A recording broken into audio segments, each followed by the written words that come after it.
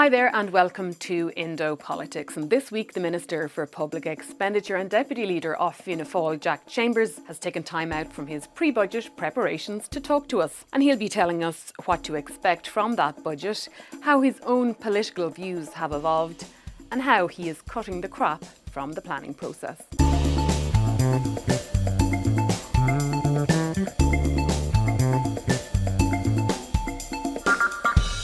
Minister, thank you so much for joining us. Thanks, Mary. You're obviously sort of in the weeds of budget talks at the moment. You're knuckling down, trying to get it done earlier this year, perhaps because of the EU presidency.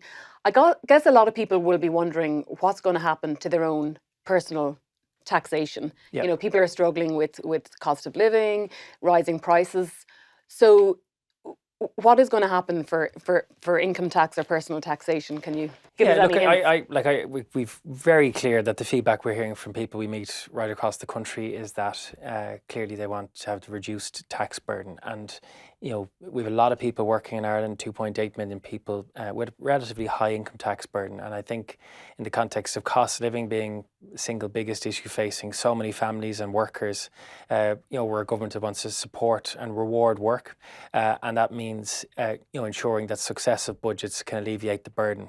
Last year, we obviously tried to prioritise an intervention from a tax policy perspective on housing and also around protecting jobs in the hospitality sector. But we're very clear that there has to be a reduction in the wider income tax burden, particularly prioritising low middle income workers. How do we alleviate people who get into the higher rate I think too soon in Ireland, and how do we allow them to keep that hard-earned income for themselves? And I think that's a critical cost of living intervention I think we should make in budget 2027, and we're currently examining the range of options around that in terms of thresholds, tax credits, and it'll be, I think, the majority share of our tax package will be prioritised around income tax, again trying to reward work and supporting people who get up and do a hard day's work across the economy. So one of the previous promises, if you like, was that the rate at which people would start paying the higher rate would increase by 2,000 from 44,000 to 46,000. That didn't happen in the last budget. And do you think that was a source of frustration amongst the general public that the last budget didn't deliver that? And will you make amends this time around and deliver on that? Well, look, clearly thresholds will be, an important consideration in the budget overall. But there's also tax credits have a real impact as well. So how do we use the combination of thresholds and tax credits to alleviate the tax burden on families? And I think it's calibrating that is the work that we'll undertake over the next number of weeks. And I accept that there is frustration from workers. I think people also understand, though, that we sought to prioritise housing in the last budget as well, and some of the changes we made from a tax perspective to increase the supply of new homes. But also the tax package needs to reward work, but also future-proof the economy. And that's why some of the other areas we'll be considering is how do we strengthen, for example, enterprise in the economy, the R&D. We just come from Intel this week where we'd €5 billion investment. How do we again incentivise greater research and development and investment in Ireland to create more jobs? I think another consideration as well is for people who've worked for decades in Ireland, and a big issue we hear on the doors is inheritance tax. When I was Minister for Finance, I adjusted the thresholds across the three bands, and I think that needs to be seriously considered for budget 27 as well. How do we, again, for people who want to hand something over to the next generation, I think inheritance tax has to be a consideration in budget 27. And again, for people who've worked for decades, who want to hand something over, I think that has to be a consideration as well. Are you suggesting that the thresholds will be changed for inheritance tax to reflect rising property prices, for example? I think we're hearing that from a lot of people who wouldn't maybe historically have found themselves in that, are reflecting that. Again, people who worked in Ireland through the 80s, through decades where we'd very challenging economic times, who have paid significant tax over many years. And I think we have to listen to that, and it's been a big issue over the last number of years. That's why when I was Minister of Finance, I made a move on that. There's obviously there's the thresholds as one area, there's the tax rate as the other consideration. So I think it's trying to look at the two, but making some move, I think, has to be So an are you important suggesting consideration. rates might be cut? No, Has that been examined? All of this will be considered by the tax strategy group, and I suppose there'll be options for government around that. I'm saying the wider issue that we're hearing from people is that leaving it stand still over successive years brings too many people who've worked hard over so many years, where they're caught with a really significant tax burden. For in some instances, people having to borrow to pay the tax, and we need to consider that in the context of rising prices, but also just again, as a signal to those who've worked hard in Ireland over decades, built our economy. I think that has to be a consideration as well. So it's trying to fit that within the overall package. We want to make sure that decisions we make from a tax perspective are sustainable and are affordable, and again support and future-proof the economy. And that's why being competitive around income tax is important too. Do you think it's unfair that people who might leave a family farm or property to their nieces or nephews, if they don't have children themselves, will pay far more than if it was their own children? Is that a fair situation? There is a big gap between category A and categories B and C where we have heard that. I think in any single budget, the challenge is bridging that gap, as it would be a really significant tax measure and would impact what you can do on the income tax side. But I think we should use successive budgets to try and make progress around inheritance tax more generally, and particularly where there weren't moves made in previous years. We made a previous move 2 years ago, and I think we need to consider options around that for Budget 27. So are you saying it would be kind of too expensive to give equal tax treatment to children or other family members? I'm saying it's always an option, but it's an option that would have a consequence around what you can do on income tax, and I suppose that's the challenge in how you frame a budget. You have to fit within your overall fiscal parameter, but we are hearing that, and we know that it's a concern for many people who are facing this kind of cliff edge of a tax burden. Another big promise ahead of the election and in the programme for government was to reduce childcare to €200 a month by the end of this government's term. I think this will be the second budget of this government's term. How much of a movement towards that 200 figure are you planning to make in this budget? Well, look, this is a really important cost of living measure for so many young families, and I think successive budgets have made big progress on childcare. And what we're trying to, Minister Foley's working on is obviously how do we make a further move to get towards the programme for government target. It won't be achieved in any single budget. It'll be over successive budgets that we have to make progress on it. And I think people will see significant move towards greater affordability in childcare. It's balancing that against the work that Minister Foley's doing on the supply side. How do we build greater capacity in the system? And some of that's happening in terms of the capital investment that she has. But we want the wider emphasis of Budget 27 has to be on reducing costs for families, but also ensuring that of the base of spend we have in our economy in terms of public expenditure, that we get more from it.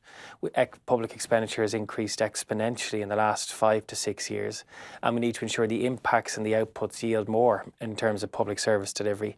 That childcare figure of €200 a month, most families are paying about 4 or 5 times that per child. So there's still a huge way to go before getting anywhere near it. Well, what Minister Foley's working on is a wider, I suppose it's a roadmap of using successive budgets to cut the cost for families. What we did last year was a 10% increase in childcare in terms of what we did in the budget. Some of that was to cover the full year cost of we made a big move in the previous budget, which had to be accounted for. But we want to ensure that, I think, as you said, for families that have a number of children, before primary school, they're seeing multiples of what it should be or what affordability should look like. And I think to reward work, to support work, and to give people back something from the high level of tax they pay in Ireland, a much more affordable system of childcare is something we will make a move on, and we want to prioritise in the budget. In a budget that's obviously more constrained than in previous years, there's a few big priorities that we have, and making a big move on childcare is one of them.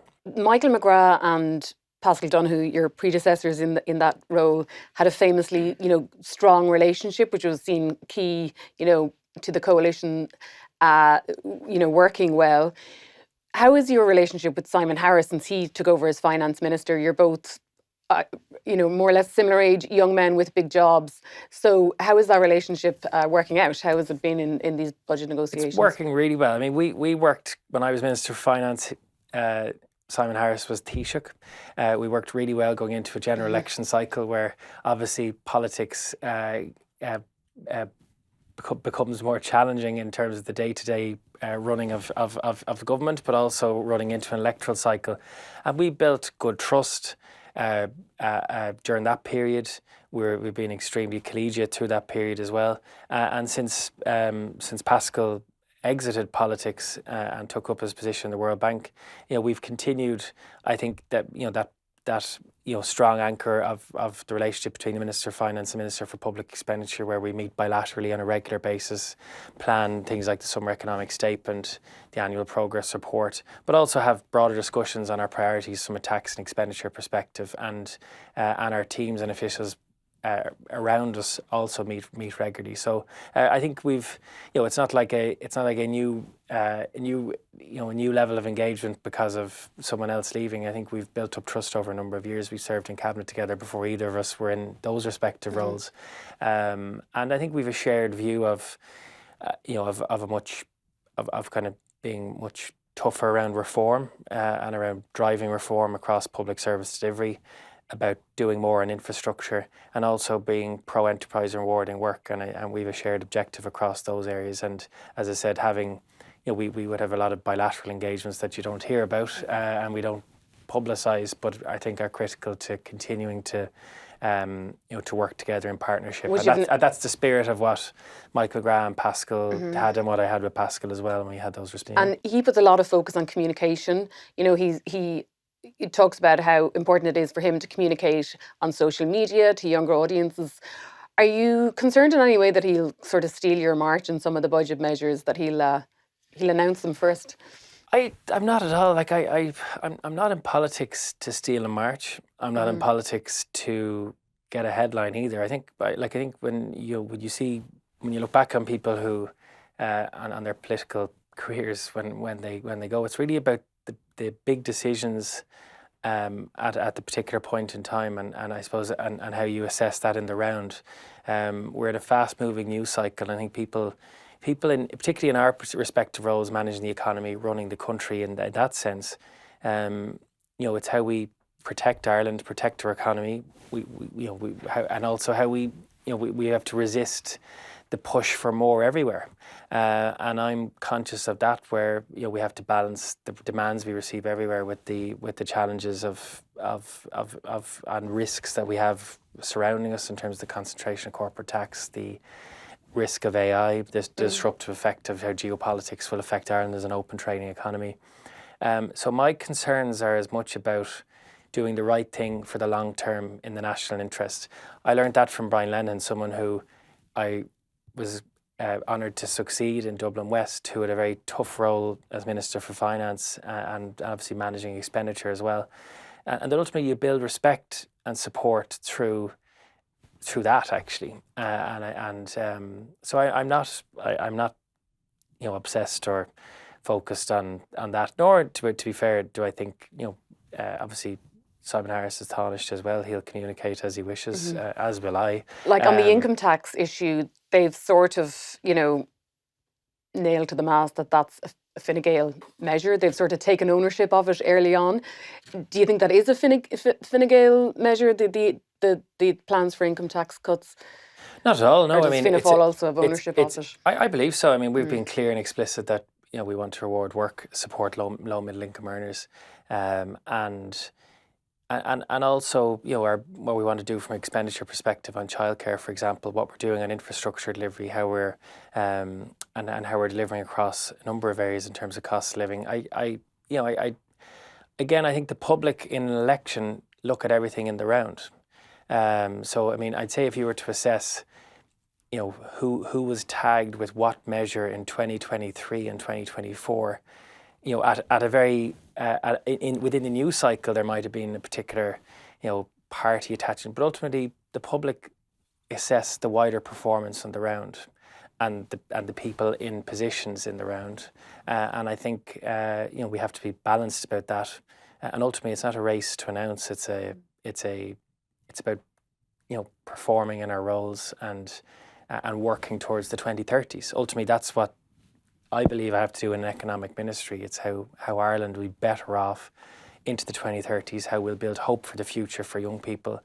And the actual prospect of that is delivered through making those longer term choices around housing and infrastructure, as much as the pressure on day-to-day announcements come budget day.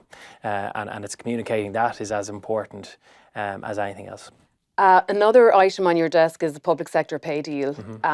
It looks like it's going nowhere fast. Do you think there will be a deal, and what would you like to see happen for that to happen? I've been explicit and clear. I want a deal. I want to ensure people working in the public service are given a fair deal, and my officials are willing, ready and able to negotiate and want to do it. What I would say is there's obviously been the unions have decided to ballot and kind of do that over the next number of weeks to kind of prepare that in the context of possible engagement will happen.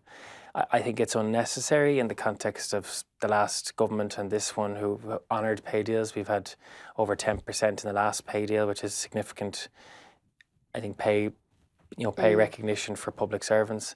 We've seen the number of public servants grow by over 70,000 in 5 years. The annual pay bill is 12 billion more today than it was in 2020, which is a significant prioritisation of public services. So I want to see engagement, but we can't have engagement with preconditions. I can't set a particular outcome to another party when we want to engage in collective bargaining, and that's been the challenge to this point. But I've been explicit and clear. We were at the LEAF meeting, the Labour Employers Economic Forum last week, and I was very clear to the union leaders that we want to engage. I think, and also in good faith, and to public servants listening to this, I'm clear that the government wants to give a fair deal, wants to account for it in the budget as well, and ensure that there's pay certainty and stability in Ireland going into 27. But they want agreement on pay first, don't they, before they get around to talking about reform and other issues. Do you understand that? Do you understand why they would want some sort of certainty around their own pay before they get into all the other issues? That's where we'll come to. I mean, and that's what happens in any negotiation. You put all the issues on the table. You don't have preconditions about what the particular outcome will be. And look, I expect that will happen. There's obviously a particular direction being taken by unions at this point. And we want to get engagement. And look, we want to get and ensure that we can account for the pay deal through the budget as well, because public servants obviously expect to be paid fairly through 2027, and that has an exchequer implication that we want to account for. A number of semi-state bosses have been getting big pay rises. The bosses of Uisce Éireann got a pay rise from 225,000 to 300,000, I think, 47% that is. Dublin Bus boss got 200,000 to 260,000. The Irish National Stud from 110,000 to 150,000. Do you think these pay increases are fair? When you're talking about a pay increase of 20 to 40% or more, when, for example, speech therapists are emigrating to Australia because they've only got pay increases of around 5 or 6%. From 2011 onwards, there was no change to the pay of commercial state bodies, or within commercial state bodies for CEOs. And Minister Donoghue, when he was in my position, got an independent assessment of this, where New Era assessed the roles of CEOs of commercial state bodies against market comparators, and we took that report and actually they proposed a range up to 120% of the market position. We didn't. We had it less than that. And what's happened at a ministerial level, so I consent to the recommendation from a line minister. So if you take, say, you gave Irish Water as an example, the line minister and the department assess the pay ask that comes from the board of a particular commercial state body. That then goes to the line minister. They assess the performance in terms of the pay ask that comes through, and then we consent to it once it's in line with what we've set out from the New Era report. Look, I know it sets headlines, but what I'd say is the pay or the policy expectation of some of these commercial state bodies in terms of infrastructure and building the future of our economy is also critical. And we have to ensure we have a senior team that is willing and wants to work in these respective companies. And these were some of the considerations where the comparator pay of some of these commercial state bodies versus some of the market, the market comparators in Ireland and elsewhere had fallen out of kilter. There's a proposal for a pay increase for Kevin Backhurst, the Director General of RTE, for I think it's 20,000. Have you approved that, or? I've had no recommendation from my officials on that to date. Okay. We have received. But it's been proposed by the Media Minister Patrick O'Donovan. It's been proposed by Minister Patrick O'Donovan, but the pay division in my department are currently assessing that, and I haven't got a recommendation either way to his pay. And is there a hold up? Well, we have a few that are still awaiting assessment or conclusion. So, I'll have to make a decision on that when I receive recommendation. But as of today, I haven't received any recommendation on that particular pay proposal. And just sticking with RTE, there's a lot of discussion about the funding model. 1 in 5 households don't own a television now, and those that do, a significant proportion are choosing not to pay their TV licence. What do you think needs to be done to fund RTE into the future? So I think I know we've had the Media Commission report, we've had lots of reports which people are fed up hearing about. I think this government needs to positively embrace licence fee reform and some of the options that will come with that. I don't think I know I've been asked before, about a broadcasting charge. I think that's highly unlikely. But I do think there's other options which can improve the payment rate around the licence fees. So we've sustainability of public service media and the funding model that goes with it. There's a lot of narrow interpretation on the existing licence fee that you've referenced, and I think there are options there which will enhance the sustainability of the current model and help bridge some of the gap. We've yet to receive that report. I've had informal briefings about some of the options that are being considered, and I think a government that is serious about sustainability of funding, where it's doesn't just come back to the exchequer when everything goes wrong, which is what happens in many instances. We do need to positively embrace some of the options, and we will consider that, but I've yet to receive that report. On infrastructure, you've obviously put a lot of store in improving the country's infrastructure. It's been a big drive by you, and there's been various pieces of legislation. Will there be specific projects, named projects, that will come under critical infrastructure? So that there's work on going to finalise the first group of projects that will be designated as critical infrastructure. What we're prioritising in the first instance is projects across the water, energy and transport sector. I expect over the next number of months we will see certain health infrastructure designated when it's ready to be designated. So what we're saying is that we'll set out a process around this. It has to be designated so benefits from it within a 12-month cycle, which will allow officials from my department to drive delivery, improve and accelerate delivery in particular projects. If, for example, a project is only going through concept or design stage or has a business case being developed, designating it does nothing for it if it's still in a kind of an early phase.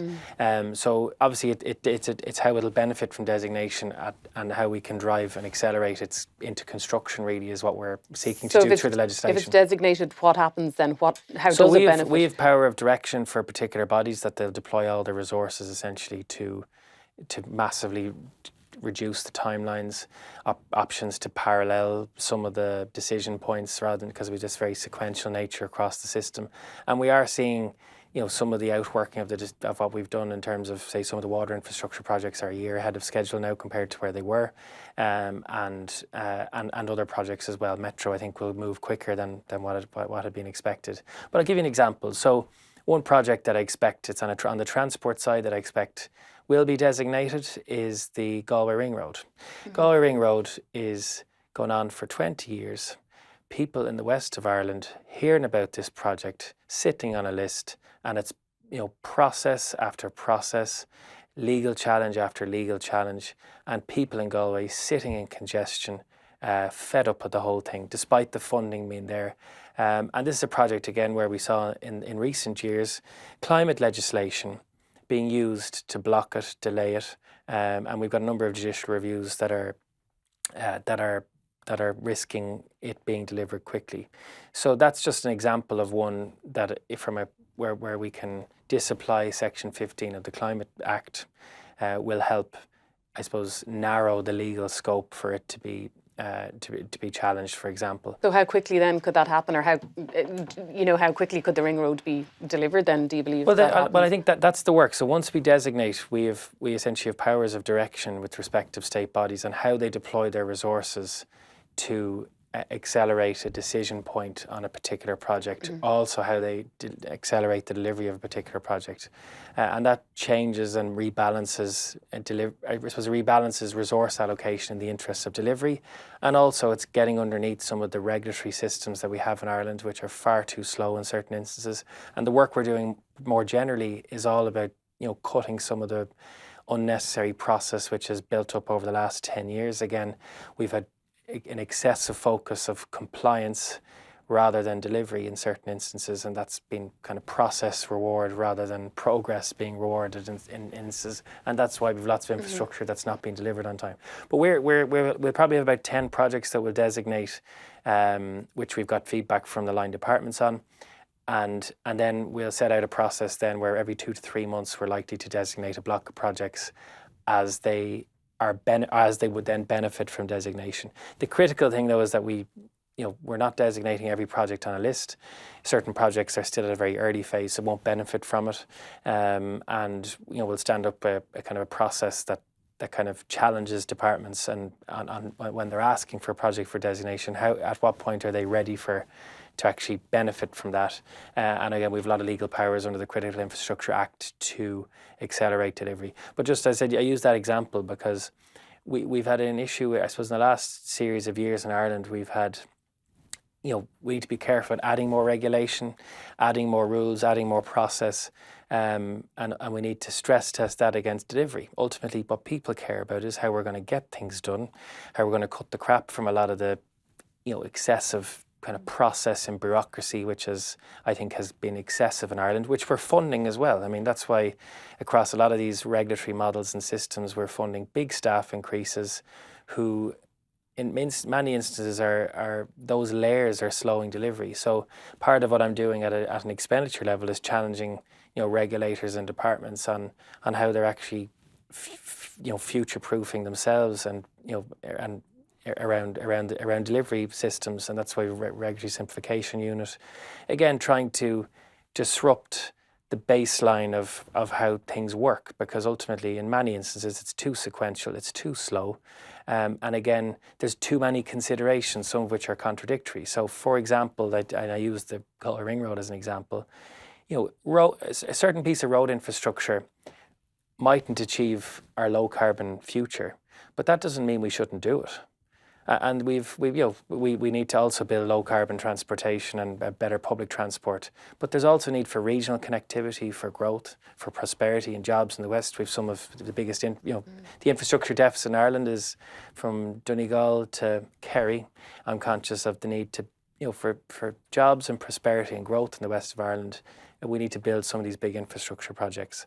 And if we get bogged down in slow development systems, slow delivery systems, we'll the kind of that gap will grow. So I'm anxious to.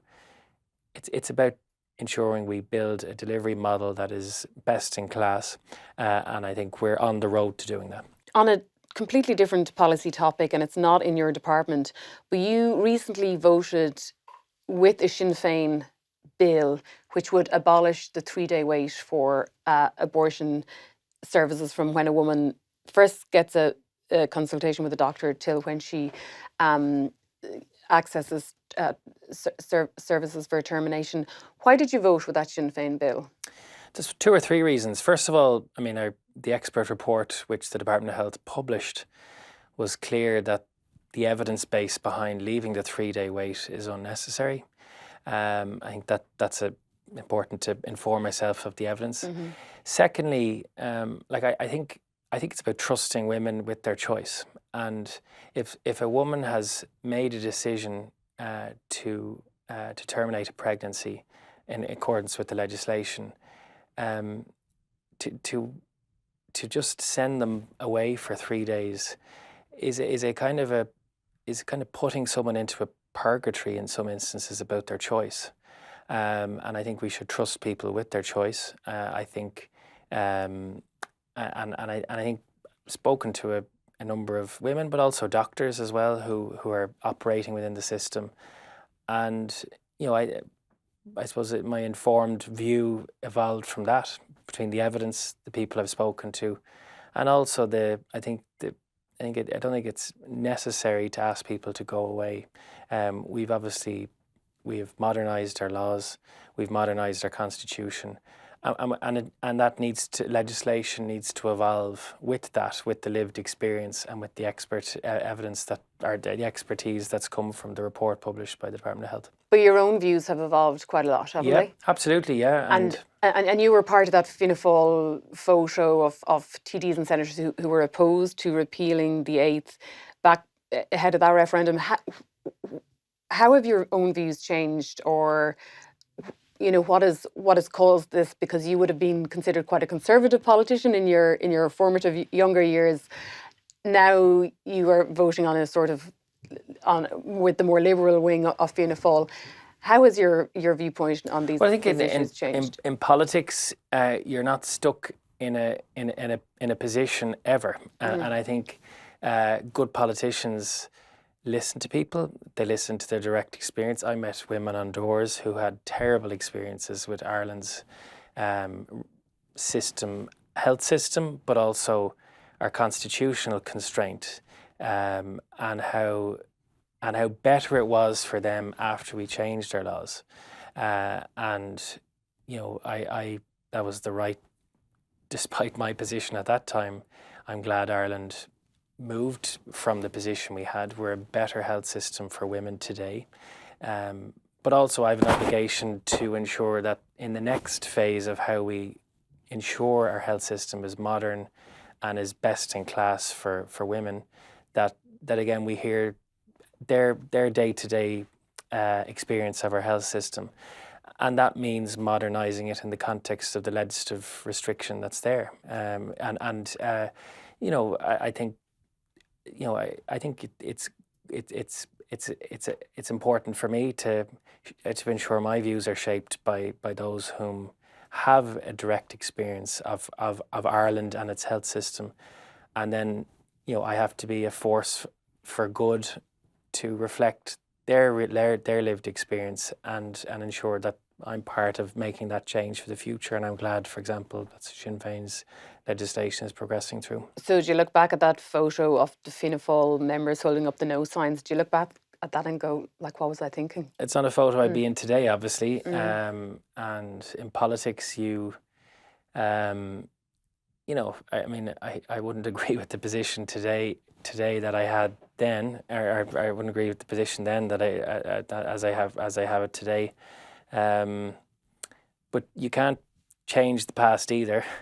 Views change. I think it's good politics to I suppose be reflective of your position and allow it to and change it as you hear from people, and that's I think a necessity. And in fairness, what succeeded in bringing the country and is others who led the way during that, who may have had different positions in previous times.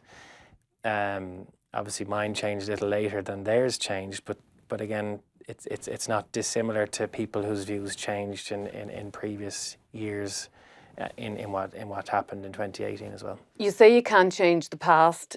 If there was one thing in the past you'd like to change about your political career, would it have been your role in selecting Jim Gavin, or pinpointing at least Jim Gavin as a likely candidate for Fianna Fáil in the presidential election, and then you were his director of elections? Is that something you'd like to have changed looking back?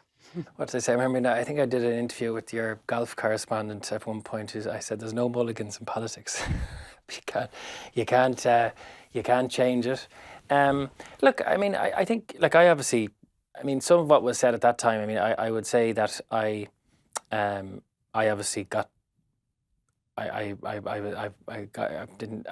didn't know Jim Gavin at all, actually, before that particular campaign even started. So I had no loyalty or obligation to him at all. I mean, he was someone where a mutual friend referenced and a potential. It was a potential name, and then it evolved from there. And what I would say is that I in everything I do, and did you kind of sell him to your party leader then? No, not necessarily. I mean, people knew Jim Gavin, so I mean, like his own credentials were kind of known in the public in terms of his role across different areas. Like in retrospect, clearly an alternative would have been better, and I'm honest about that. He's moved on with his life.